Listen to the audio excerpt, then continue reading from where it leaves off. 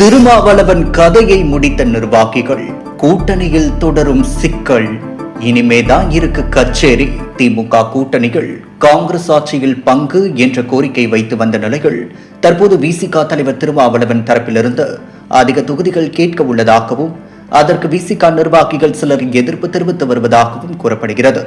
2026 சட்டமன்ற தேர்தல் நடக்க இன்னும் 2 மாதமே உள்ளது.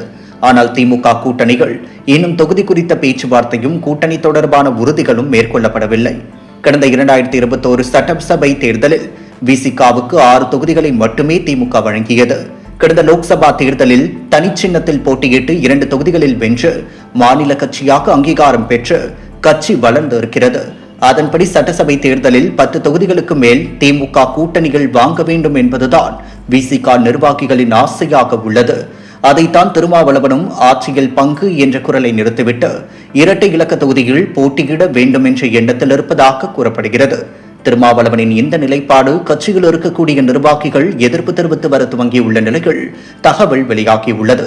விசிக எம்பி ரவிக்குமார், சட்டமன்ற உறுப்பினர்கள் சிந்தனை செல்வன், ஷானவாஸ் பாபு, எஸ் பாலாஜி, விசிக துணை பொதுச் செயலாளர் வன்னியரசு என மூத்த நிர்வாகிகள் பலரும் திமுகவுடன் நெருக்கமாக இருக்கின்றனர். முதல்வரோடும் மூத்த அமைச்சர்களுடனும் அன்றாடம் பேசுகின்றனர். அவர்களுக்கு தேவையானதை ஆட்சியாளர்கள் வாயிலாக பெறுகின்றனர். இதனால் அவர்கள் விசிகாவில் இருப்பதை மறந்து திமுகவினராகவே மாறிவிட்டனர்.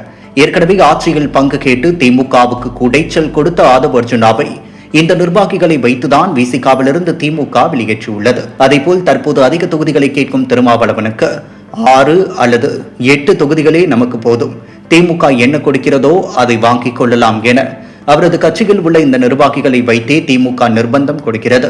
பாமக நிறுவனர் ராமதாஸை கூட்டணிக்குள் கொண்டு வர வேண்டும் தடை போடும் திருமாவளவனுக்கு இந்த நிர்வாகிகளை வைத்தே நெருக்கடி கொடுக்கப்படுகிறது.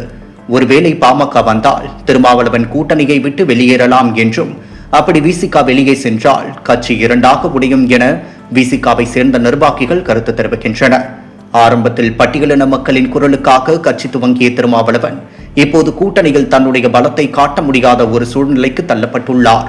திருமாவளவன் என்பதே மக்களின் கருத்தாகவும் உள்ளது.